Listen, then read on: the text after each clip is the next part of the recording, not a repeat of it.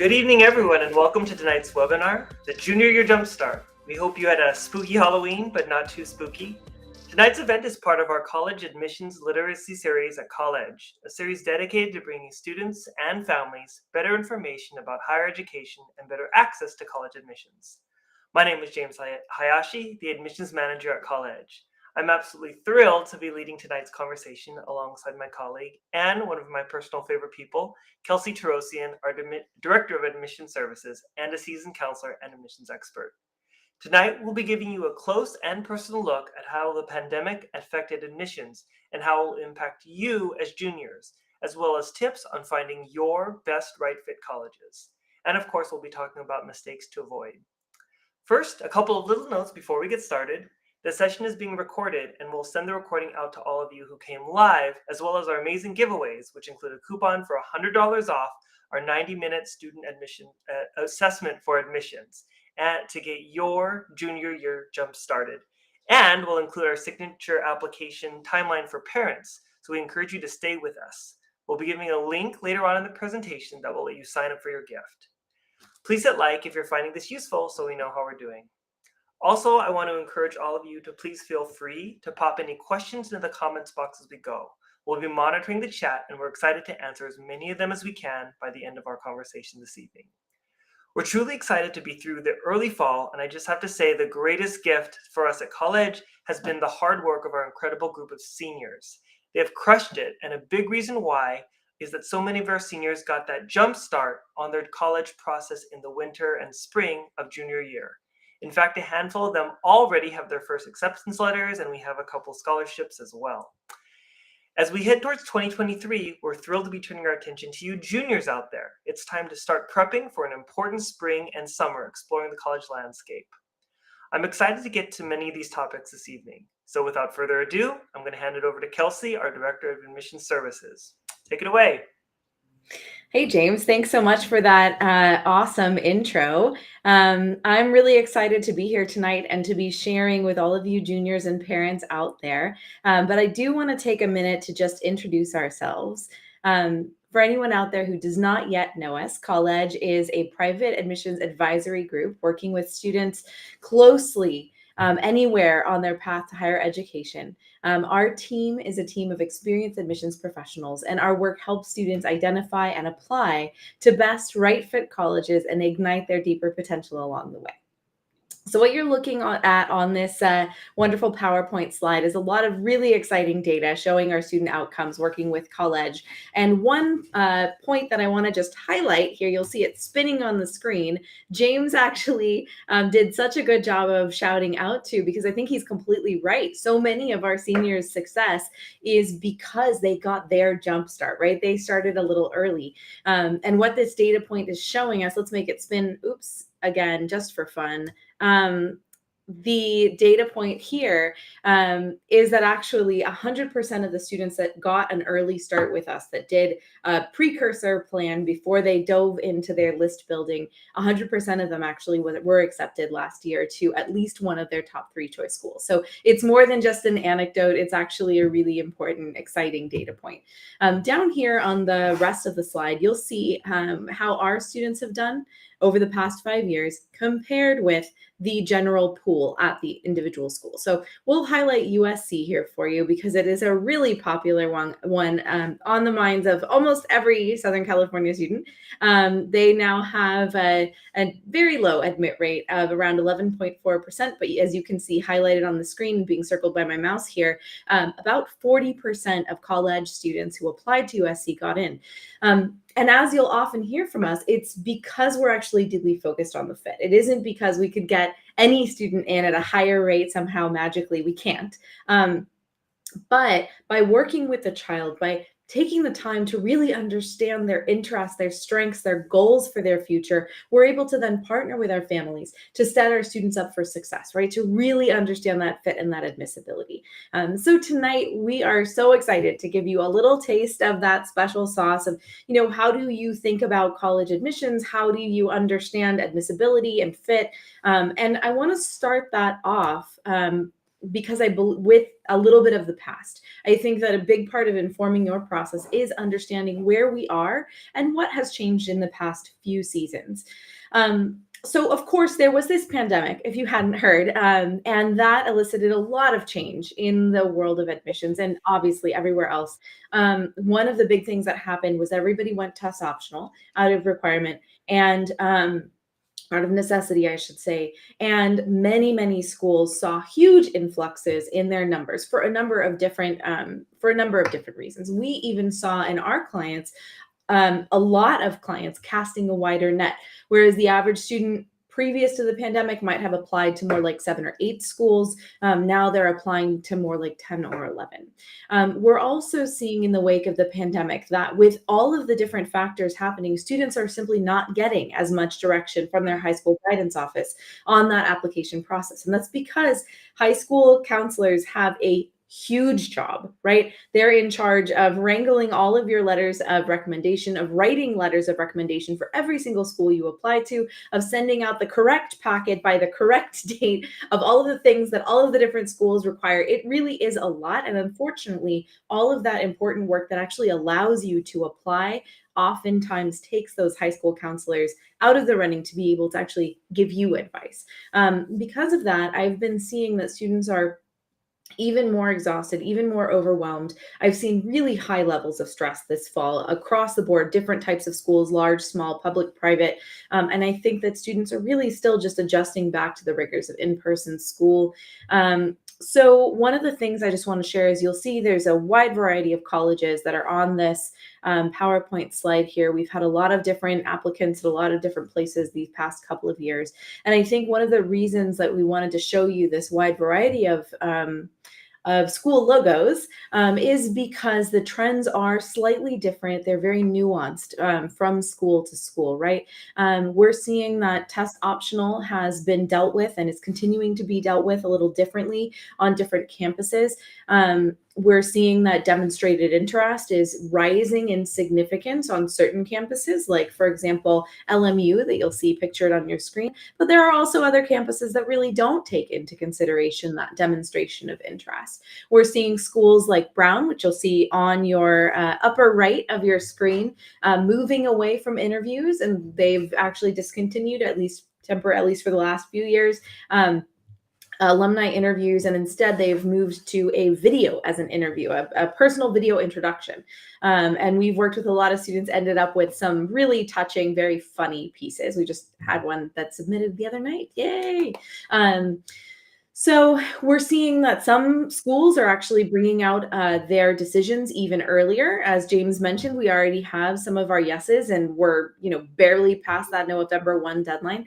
And one of the things that I want to just highlight here, what does all of this mean for you, right? All of these changes are really important to understand because you're at a turning point, right? We've had the test optional thing be a required price that all campuses have had to pay over the last couple of years. But this spring is when we actually expect the first post-2020 surge of institutional commitments towards or away from testing for their ongoing admissions plans. We're already seeing this start to happen, right? Where we have the UC system that is permanently test blind. They do not consider testing for the purposes of admissions at all. And we've got MIT that has already committed to test required. So we'll have to wait and see how all the other schools kind of line up behind those big leaders in the world of admissions, those trendsetters. But as you think about this, I would say, James is going to give you some really great knowledge in a little while about testing, test planning, the test optional landscape, what we're seeing coming in the next spring, and for you juniors out there. What I'll say, though, is about research. It's about your college list. I want to talk a little bit about virtual tours and experiences. What I've noticed this year is that students are perhaps more overwhelmed than ever by the sheer volume of information that they can find on a school's website in the wake of the pandemic. This is a good thing, right? Because colleges have brought more, pre-recorded informational videos, all kinds of virtual tours, information sessions that you can sign up for, and just lots and lots of other information that's right on their website. But it all kind of starts to blend together. So parents, what I'll say is that students are really needing those personal touches. you need to get them on campuses, whether they're the campuses that they apply to or not. That's one thing that you can do right now that will really make a huge difference. The other piece is that students are really valuing the opinions and voices of other students, perhaps more than anything else. So if you have a family friend who's maybe a little older, who's in college now, get connected with them. If you have a friend of a friend, if you have a close relationship already with your high school counselor, and there's a college that you're interested in, ask your counselor if they can maybe connect you with an alumna or an alumnus from your school who is currently at that college that you're interested in. So I think that there's just a lot to think about in terms of changes, and it's really important to start now so that you can get the information and have that time that you really need to consider what's important to you.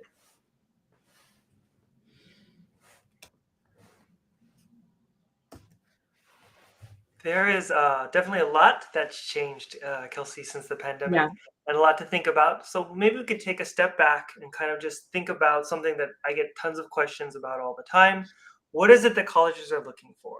And The obviously, big question, yes. every college is a little different, but we can distill it down to a few similarities. The number one thing, and you'll see this on the screen, is academic strength in the student.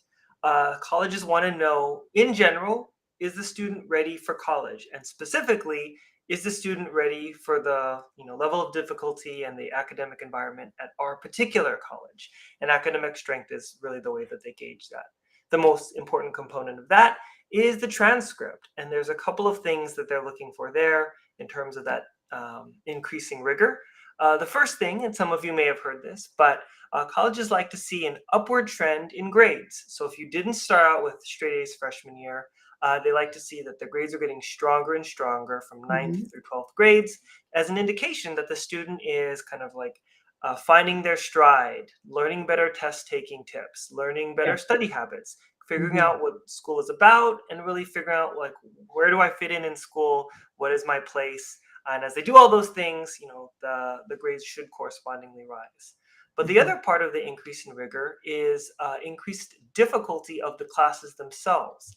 Mhm. So it's Absolutely. not uncommon for a ninth grader to say have no AP or IB courses, right? Mhm. Maybe just one or two honors classes. Then sophomore year, the colleges would like to see those one or two honors courses plus an AP class, like AP Mhm. Euro, maybe. And then junior year, two or three APs and those same honors courses. And then by senior year, three or four AP or IB classes. So Yeah. along the way, the classes are getting more and more difficult.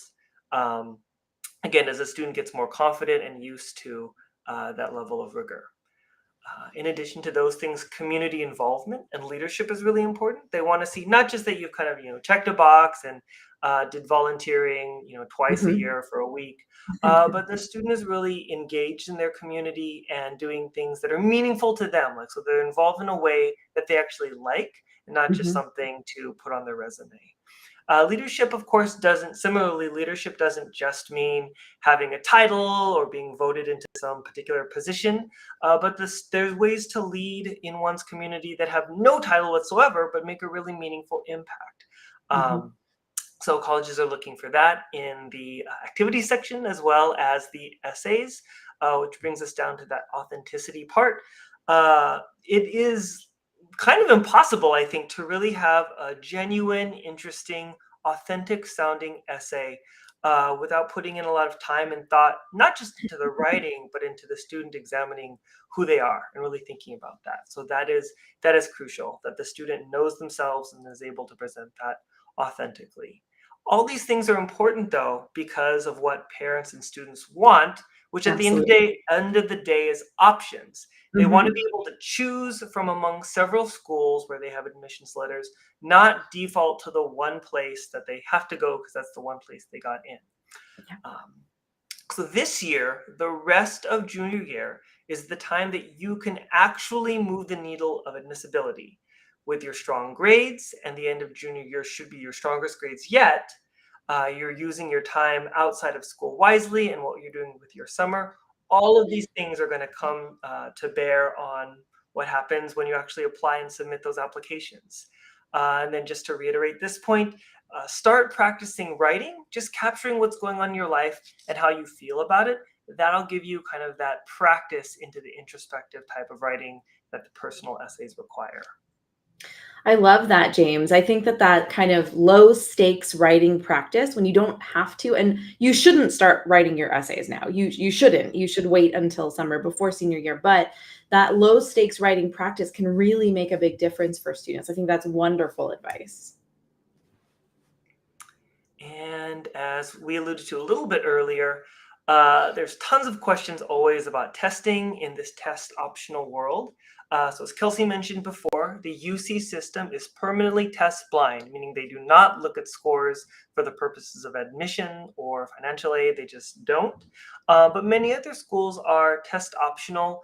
And what they mean by that can vary from school to school, right? So there's a number of schools that say they're test optional, but they really expect to see a score unless you have a really good reason not to send one. And then there's other schools that truly don't care. Like if you have a good score, send it over, happy to see it. If you don't have a good score or you don't have any score, that's totally fine. We don't need to. So really, I think the one thing families can do out there now, which will be of help, but limited help, is looking at where the colleges are right now. So if you're interested in a particular school, see what their policy is currently, knowing that that may shift in the next year. And I'll talk about that in just a second. So because things may shift, you want to plan out juniors a timeline. We have an excellent video if you look us up on YouTube, testing 1 2 3. But I can give you the kind of the quick summary, and that would be plan to take an SAT or ACT practice test sometime. I would say maybe by the end of this calendar year, if you can. Do it in as accurate a setting as you can. So quiet, a place that's proctored, time yourself, no distractions at a desk, not in your bed or on the couch. And see how you do. If it looks pretty good, then you could take a test early next year, 2023. And if it goes well, fantastic. If not, you still have plenty of time to do some test prep, either later junior year or in the summer. So that's kind of the down and dirty quick timeline for you guys. One other thing I'll say is that in terms of to test or not to test, as I gaze into my crystal ball and kind of think about the upcoming year, we'll be entering a little bit of the Wild West again, where things are kind of uncertain, right? Schools are kind of picking their path, whether they're test optional, test required, test flexible, test blind. And like even I don't know exactly where every single college is going to end up. Right. So right now, the best thing to do is to plan like you're going to have to test because you won't be sure, and then decide later whether you actually want to send that score in or not. So that's kind of my general advice. But because, again, as we've been saying, the COVID pandemic made everything kind of go haywire, there has been a shift in the review process, right? As schools have weighted, de-weighted, or kind of reconsidered what process the test plays in their decision making. I bet that that really pans out differently at different schools, especially given that there's, all of these different factors. We've got the transcript, we've got the tests, we've got the essays, we've got all of these different pieces, the letters of recommendation. It really is a whole new world out there. Can you unpack a little bit more about what you mean in shift in holistic review here? Sure. So as you see on this, well, maybe just briefly, holistic review, which is how colleges in this country evaluate applicants, means they look at a number of things in totality. So as we said, the transcript, some of them look at the tests like ACT or SAT, some of them look at letters of recommendation, personal statements, optional supplements, activities lists. So there's a whole bunch of things that go into that holistic system. What you'll see on the screen on the left side is how decisions were typically made in 2020, 2021. Just as a quick side note, this is just a general look at how colleges overall sort of weighted these different things. Every school and every college has a little bit different system or kind of formula, but it'll give you the general insight. So what you're seeing there is how the institutions, again, made the decisions before the pandemic. It's 2019, 2020 on the left. So juniors and parents of juniors, you'll want to pay really close attention here. You'll see that regardless of whether test scores are considered or not, as I've been saying, students' transcript and their academics are crucial in the review process. And when evaluating those transcripts, many colleges will also look at the transcript in the context of the high school, which means they're going to consider not just the types of courses taken, regular, honors, AP, or IB, but they're going to look at what types of courses were offered, and they have this information Mhm. for every single high school. So, kind of just as a way to think about this, uh, there's one student I'm working with this year, and she took, I think, 3 AP courses, which doesn't sound mind blowing, maybe. But when you consider that her school only offers 4 AP classes, uh, she's taken 75% of the AP Yeah. classes available to her, right? Which is actually pretty good. Mhm. Um, then I know of other students, literally who this year as seniors, they're taking 7 AP courses. So 6 regular APs, and they're adding a 7th period, and that's an AP too. Oh But my gosh. because of the type of high school they go to with the number of difficult classes offered, it's not actually as shiny as amazing as it might sound like. So colleges take that into consideration, not just how many have you taken, but how many were available for you. Mhm. Um, this is also going to look, these charts or pie graphs are going to look different, of course, also at the UCs, because their percentage of that pie chart that's delegated to test scores will be 0%, since again, they're not looking at test scores for admissions or scholarship decisions at all. So what does that mean for you? It means that as a junior, this is the time to buckle down and get straight A's. It's another 6 months till your junior year is over, and that transcript will be something that you're no longer in control of, but you do have Mhm. control of it right now as you study hard and get those good grades. And although that transcript is pivotal in the review process, the activities and essays are also centerpieces to all of your applications, since that's what really differentiates you from all the other applicants with the same GPA. That's Uh, so so true, James. And in fact, if you don't mind me jumping in, especially at the highly selective level, in fact, they report that typically around 85 to 90% of their applicants are academically admissible, right? So that kind of puts things into perspective for you, especially if you're looking at admit rates of around 6 or 7%, right? How do students differentiate themselves? It's exactly what James said. It's fit and it's those activities, it's that essay, and it's all of the authenticity pieces, right? Because there's only so many different activities, there's only so many different experiences that a 16 or 17-year-old will have had by the time that they apply to college. So it really does center in that authenticity piece. yeah. So I know all of this is, of course, pretty theoretical. So I'd like to see how it pans out in reality. And we can share a little bit about a student that Kelsey and I worked with together last year as a kind of a case study. Mhm. So what you're seeing on the screen is our student, or the information for our student, Brian. I'll just kind of go through his information really briefly. He was a student at a private school here in Southern California. You'll note, well, he had very strong rigor in his transcript, which you can see by the number of AP exams he took and the really good scores he got on those exams. He also, as you'll see, had a very, very strong unweighted GPA.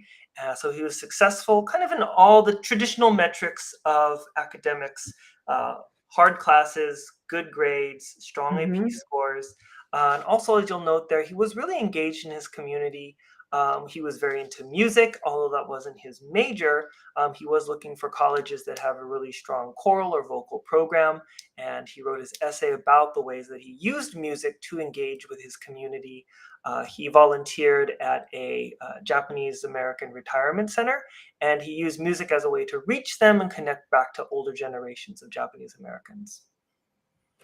Absolutely. So, as James mentioned, we worked with a student together. It's one of my favorites, absolutely. And in fact, he started quite early. He and I started working together way back in the world before the pandemic, when he was just a sophomore. And I can't underscore enough the importance of the relationship that you build with a counselor over time, no matter who that is, right? Whether that is, your high school counselor, whether that is a tutor that you really like, whether that is someone like us. That relationship is what allows you to have exciting ideas to get to know each other. And at the beginning of the pandemic, or a bit into it, he was really missing people. He was really missing performing. He was really missing his grandparents. And as James mentioned, he had already done some great volunteer work at this retirement community. And we put our heads together, and I said, Brian, why don't you put your two interests together? Why don't you reach out to some of your students who are your fellow choristers? I know I'm in a choir myself, and choristers like to sing. We'll just say that, right? No matter what the situation, reach out and see if you've got a couple friends who could go and put on a little mini concert, even if it's just a Zoom concert. And that he took that idea and he ran with it, and it became a whole production series. He had magicians and dancers and everything you could imagine. And it really was this incredible moment for him to be able to bridge the gap between this community that had felt quite isolated, thinking back to the times at the beginning of the pandemic and how that affected the older community and retirement homes. But he was able to connect with his culture. He was able to connect with his family. And it was really incredible as his counselor to see him grow because of what he was able to accomplish and how empowered he felt. He got written up in their newsletter. It was amazing. And it was what he ended up writing his essays about. So you can just see that he did so much fantastic work, being really involved with his process, knowing himself, knowing what he liked, getting to visit college campuses, doing this amazing project. He worked with us on a 10-school plan, so he had a really nice range of schools. He was a competitive student, but you can see there's a range here. He had USC and Northwestern, but he also had University of Washington and Santa Clara. And at the end of the day, he did get into his top choice class, and he is currently part of Northwestern class of 2025. So really, we love and miss this student, and he was a phenomenal example for how to go through this process really successfully. So now we're getting towards the end of our presentation, and we do have a few more things to get to, including my personal advice on how to think about your best right fit college list. And of course, James is going to go through the all-important pitfalls, the things to avoid. But I do want to make sure that each of you has a chance to give us your valuable feedback and, almost more importantly, sign up for your gift. As James mentioned at the beginning, we are going to be giving away for live viewers only not just our parent timeline, which is really helpful for you parents to navigate all of next year, but also $100 off our 90-minute student assessment for admissions, which is the first step to get your junior jump started. So go ahead and give us your honest feedback. We really appreciate it, and sign up to receive your gift. Okay, so as you think about college lists, the number one thing, in case we haven't said it enough, is to learn about colleges early. And more importantly, it's not actually about learning about colleges. By learning about these colleges, we want you to learn about yourself.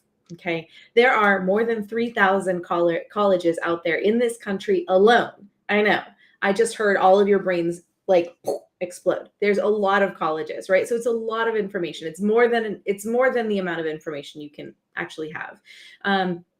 But as you start to go visit large colleges, small colleges, mid-size, public, private, etc., you'll begin to see what suits you. You'll find the colleges where you feel really comfortable and the ones where you feel quite uncomfortable, where you feel like it's too big or too small or too urban or too rural, whatever it might be, where the people are just not your people or they really are your home. And you do that through college visits, through tours, yes, on campus if you can, info sessions and more. And I want to just pause here. Because you're all juniors, right? And you're not even through the first semester of junior year, you have what I call the luxury of time. So you have the time to go visit colleges that you might not apply to. If you are local to Los Angeles, there are small, large, public, private schools within easy driving distance. Whether you're thinking you want to stay in LA or not, go visit them. Go try them on for size. See which one feels best for you, and then take notes. Please take notes and pay attention to those instincts that you have. I can tell you, if you do that, you're going to set yourself way ahead of the game. I have so many seniors who I know now are like, why didn't I take better notes back in the spring or back in the fall when I started? Because when you go to select your colleges, when you go to do an interview, when you go to write those Why Our College essays, you're going to want to have your notes. You're going to want to go back and revisit your visit. So make sure that you do that. One thing I'll just note, you see on here online interviews and videos. Many colleges, even if they don't have required evaluative interviews. Many of them are offering informational interviews, which is always an advantage because it is a piece of demonstrated interest, and it's really important for the schools that offer them. And then those videos, you'll need to plan ahead and know if you're applying to a college that allows you to do a video introduction. And finally, I want to encourage all of you to really interrogate your admissibility. Try to take away this idea of being good enough to apply to a college, right? Anybody can apply to any college, literally anybody. It's not about applying, it's about getting in. So I really want you to get in, and I want your child, or you, if you're a junior right now or a younger student watching, to have an amazing list of options and go to the college that's really going to suit you, where you're going to be just phenomenally happy at the end of the day. So you need to look at whether you're going to get in, whether you are what this college is looking for, and whether this college actually is what you are looking for. You want to attend those info sessions, do everything you can to get all of that information. Yeah, good tips. Thanks, James. And along with the do's, we have some don'ts. So we're going to kind of throw out the what the potholes are, kind of how to avoid them. The first one is starting too late. I definitely have a handful of students who began this process in mid-October, and it is a mad scramble to get their college research done, for them to find out about who they are and write those in the essays, to meet with admissions officers, go on virtual or real tours. It's just so much to do. It's truly overwhelming. Even the students, I'd say, who started in late August, as opposed to spring, there's a little bit of catching up to do if you're even starting that. So starting too late is a big no-no. Secondly, lack of meaningful involvement. For you juniors, obviously you went through the COVID pandemic like everyone else, but you had opportunities. Things have opened up, and there's now opportunities to be involved, and to be involved in meaningful ways. So, and it's not too late to start now if you haven't yet. So don't let that be COVID be a barrier to your involvement. And then kind of similarly, being a box checker, like I was mentioning earlier, kind of just trying to get titles on your resume because you think that'll make you look like a leader, or just trying to look for the right activities, or trying to do what you think you're supposed to do just to get into college. Colleges have a way of kind of sniffing out that type of stuff. They want to know that you're passionate about what you're doing, not just that you're doing it to look good. Similarly, essays that fall flat is another common mistake. It's tough. It is tough. I've seen students have difficulty figuring out what to write about the last few years. I've seen, well, one, because there have been a lot of personal mental health problems because of being cut off from people and everything being virtual. So that's made it tough. But of course, also, for a couple of years, there wasn't really anything to do other than stay home, bake cookies, and binge some Netflix. And those don't necessarily always make the best college essays. So it takes time to develop that content. And I would say, it's been harder for the recent groups of students to really think of something meaningful to write. There's stuff there, but you need to give yourself enough time to brainstorm to find it. So, and similarly, not budgeting enough time for the writing process, and not having a second or third party read the essay, and not just to kind of review it for comma splices and grammar, but to really give you honest adult feedback about how it reads to, someone in their 30s or 40s, not another teen. And then lastly, the essays are hard because most students haven't done this type of writing. You've done book reports, or you've done science lab write-ups, or your history papers. This is not that. It's a whole new ballgame. So giving yourself the time to get used to this new type of writing. Another big mistake I see is underestimating strengths on the application. This is not the time to be humble. It's also not the time to brag or to exaggerate. But you want to think about things that you've done that may not be like an official award that you won, or recognition from your school or from the president, but it can be meaningful to you. So not just things that you could put on your mantle, or put inside the trophy case, but things you've done that you're really proud of. We have a student who built a vintage arcade, and this wasn't just like a little fun project. It was a labor of love that took years. But it wasn't, it's not something he got an award for or any official recognition for. It was something that he did because he loved it, and it's amazing, right? And so, really thinking like, what have I done that I've loved that's been meaningful to me, and showcasing those things on the application.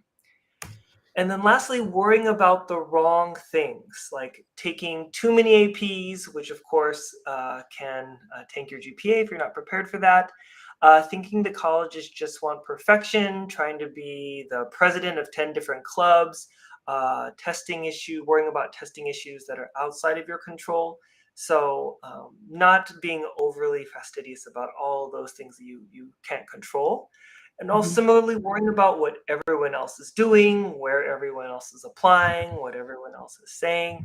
The process is unique. You can't compare what, even what your brother, older brother, sister did 2 or 3 So years true. ago to what you're doing. Mhm. So really know that the process is your own. It's not your best friend's. It's not even your mom or dad's. It's yours.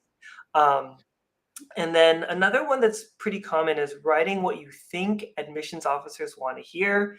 In, I'd say, at least half of the meetings, the first meetings I have with a student, I'm like, what do you want to write about? The response is something like, well, I think they want me to talk about X. And I'm like, no, it's not about what you think that they think that you should write about. It's what you actually have loved doing, where your passions are, where your core drivers are. So true. Because oftentimes those essays that you're trying to kind of formulate them in a way or reverse engineer them to what you think admissions officers want to hear. 1,000, 2,000, 10,000 other students around the country are thinking the same thing you're thinking, and they're writing It's that true. same. So Mhm. don't do that. We do have some key takeaways, I believe. One just quick bonus that I threw up here is, of course, a mismatched college list, right? We Right. want you to get in and go somewhere that you're going to be happy. So that's one type of mismatch. The other type of mismatch is not getting in anywhere, which is not an awesome type of mismatch. Neither one is. So really, really being aware of what it is that you want, what the schools are that you're going to apply to. Um, Before we move in here to key takeaways, which James is going to tell us about, for all of you who are tuning in now, we have a link in our comments box. We're wrapping things up right now where we're going to ask for any feedback, but we're also going to allow you to sign up for our live viewer gift giveaway only, which is $100 off any SAA for a 90-minute SAA to get your junior jump started. One quick note on that, it does expire on December 15th. So we want you to get it done this month if you can, right? Because this is when you can really make a difference. So just want to put that note out there and plug in for everybody who's tuning in to go ahead and click on that link, give us your thoughts, and sign up for your giveaway. So the key takeaways, we'll try to breeze through them quickly so we can get to questions and our Kelsey and I's final kind of key advice. I would just point out one, definitely start early. That I know we've said it a million times, but it is so, so important. Also, when you see those resources at the bottom, by resources, I mean utilizing people like your college counselor at school, us as the Absolutely. college team, your family, the links that were sent out earlier. So there's tons of resources, including the ones that I mentioned earlier. We have a wonderful YouTube channel, and there's tons of stuff on there, from testing advice to building a college list to everything else. Such great Um, takeaways, James. Now I'm wondering if you would add, as a counselor, what would be your one kind of pearl of wisdom that you'd like to give to our listeners? Anything beyond what like we've talked about explicitly already, my thing would be curious. Be curious about the colleges, like learn about them, find out who they are. Think of them as people that you're getting to know. And like, do I want to Hmm. commit to being with this person for 4 years?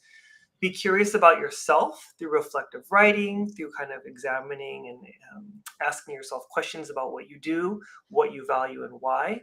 And then lastly, and this is maybe even more important than that, be curious about the process. Don't assume you know everything, even if you watch an older sibling or you hope that your own child go through the process a year or two ago. The process is different now than it was a year or two ago, and it's different for every person. So be ready to learn lots about yourself and learn about what colleges are looking for and how to navigate Mm-hmm. that process. Mm-hmm. And how about you, Kelsey? What would you want viewers to know?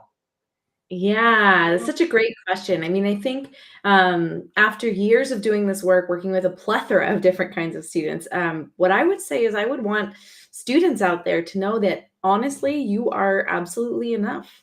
You, exactly as you are, you have everything within you that will blow the right colleges away and have them just eager, chomping at the bit to bring you into their doors. So many students, most of them, and honestly, this is true for everyone, students who are high achieving or who have struggled in high school, students who have a thing like a passion or a big talent, or students who are more of a generalist. They pretty much all come to the table thinking that they don't have anything interesting to say. And they are always, always wrong. So students trust that you just you, just as you are, you have it, you have that thing, and you really are enough. Wonderful. That's All such right. beautiful advice. Oh, thank you so much, James. I mean, I think it's just this is a transformative process.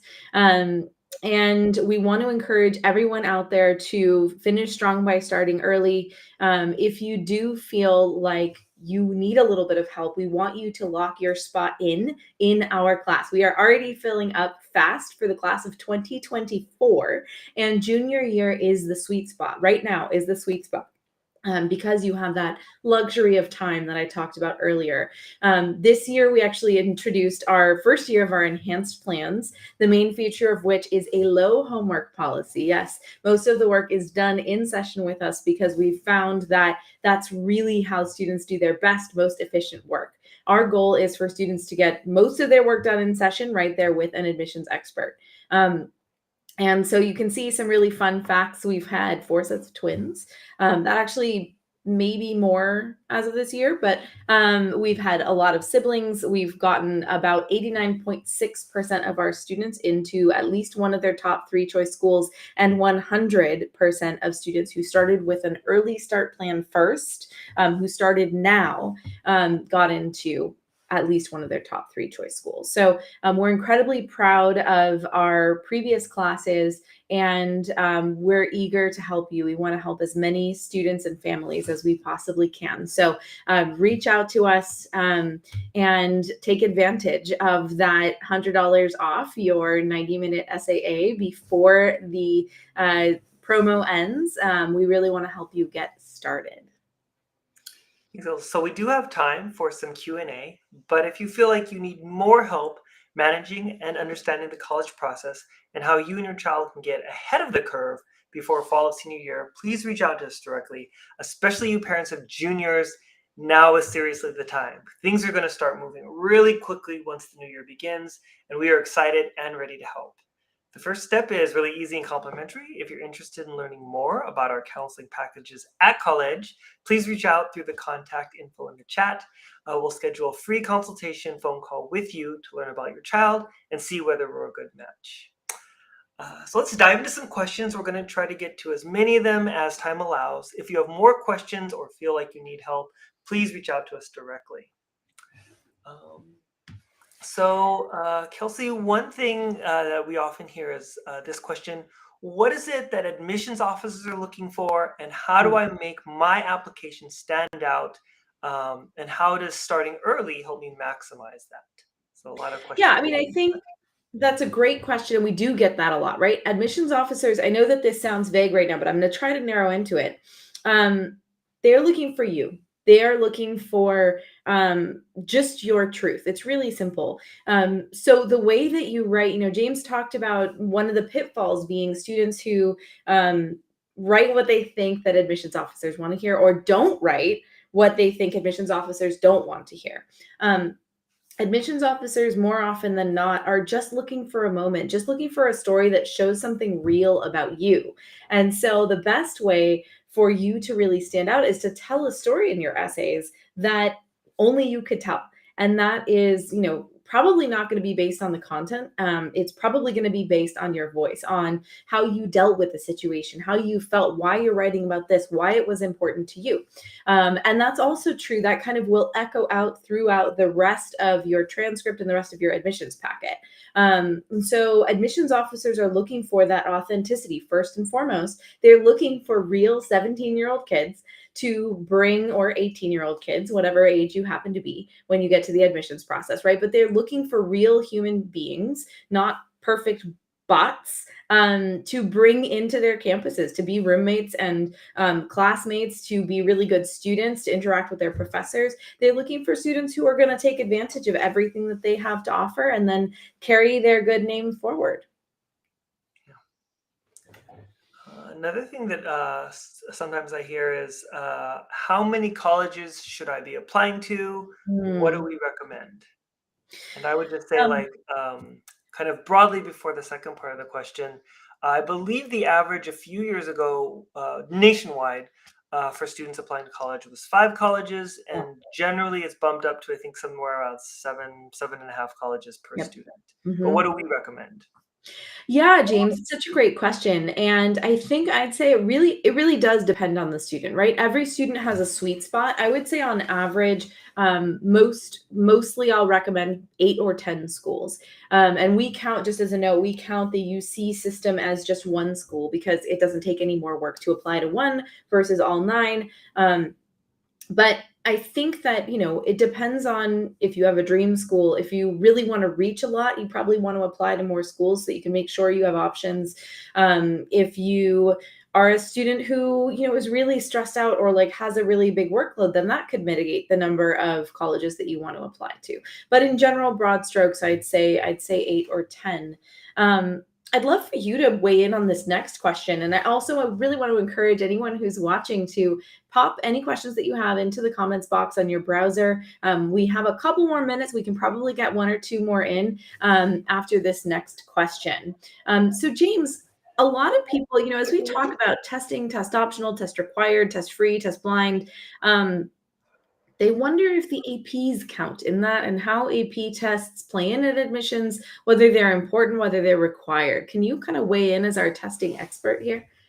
Sure, I'm happy to know that I've been designated as the expert on this now. You definitely are. So, like a lot of things that we've been saying, it does vary college to college, but in general, for schools that have gone test optional, the APs at many of them are playing a slightly more important role, right? Because Mm, every school kind of grades students differently, every teacher and every class grades them a little differently. So, it can be hard sometimes to compare apples at one college to one high school to oranges at another, right? And yeah. they, without the ACT or the SAT required at so many places, the APs are like a standardized test where they can do a direct student to student comparison. Say, like, Mhm. okay, you got a 5, great, and you got a 4, that's almost as good, and now we can evaluate. Um, Again, it is a little bit different from college to college, but they do help in that way. It also shows, I would say, more than like the credit you get and kind of getting to skip a class or whatever in college and getting some credit. One, it gives the student exposure to what is college level difficulty mean. Like, what is that really like? And the APs, of course, are designed to simulate college rigor. So it's good for them, and it lets the colleges see, like, if you've taken the class, okay, good, you've taken the class, and if you've taken the test and done well, even better, because now we can see, you are really ready for that college level of difficulty. So I do recommend, for again, students having that increasing rigor of courses in their transcript, Mhm. and then, as much as possible, taking the test. If you're getting an A in your class at school, which hopefully you are, then you should do pretty well, hopefully, on that test. Now, I know some students have test anxiety or don't necessarily test as well, Mhm. but I would say at least try the test, see how it goes. You don't necessarily have to submit the score, but just like the SAT, ACT, take the test and then decide later. Such good advice. As a note, AP tests were never required, right? But they can be really helpful. Yeah. Yeah, yeah. So, not sorry, direct response to the question. They are not required, but if you're taking the class, you should probably consider taking the test. Super smart advice. Yeah. So I see a question coming in from one of our viewers. Thank you so much for sharing about a junior who's had a tough couple of years during and after the pandemic. Sounds like there's were some struggles with grades, and now this year as a junior, just taking one AP course, but doing really well. So, what I'll say, first of all, to this viewer on YouTube is reach out to us for a call. The first step with us is completely free. I think we can speak a little bit more specifically to you there. But what I'll say is that depending on where you are with the grades, any grade that is below a C minus can and should be remediated. There are a lot of different ways to do that, both through your school, synchronously, asynchronously, one-on-one, online, in person. There's a lot of different options out there for you. But the number one thing I'll say is if the poor grades have sunk below C minusville, you are able to remediate them. They can retake them, and they can really make a difference to their admissibility. We've had a couple of students who have dealt with something like that and successfully remediated up to 5 or 6 really tough grades, and it's made a really big difference. You want to have the overall GPA ideally be at or above a 3.0 unweighted. Now, in terms of the straight A's, now that's actually really good news. And I think that in the context of what it sounds like this student has on their transcript, it's going to make sense that your child is just in one AP course this year, right? If they were really struggling, they shouldn't have bitten off more than just one this year. But you could look at maybe there is a 1 semester AP that could be added in second semester, depending on the school. If not, there could be an extra class that's taken over the summer, perhaps an additional AP or perhaps a college level course. And then in the fall, that's when you can really up the ante in terms of the rigor. In terms of how they're going to view it, I think it's great that he's getting A's now. And I think that the main thing is going to be the context is going to be that story, and they're going to really take that into consideration. But for a little bit more specific, they just reach out to us. The contact link is in your chat. Thank you so much for your question. I'm actually going to throw one resource that's actually fantastic for everybody in here, which is the UC Scout. So the University of California has a wonderful set of accredited courses that are online and they're asynchronous, and it offers like a plethora of AP courses that you could take. You can sign up for them. They're actually even lower cost for any public school student. So hopefully that's helpful. I'm glad that made you feel better. To our viewer out there. All right. Well, I think we're right at the end of our time.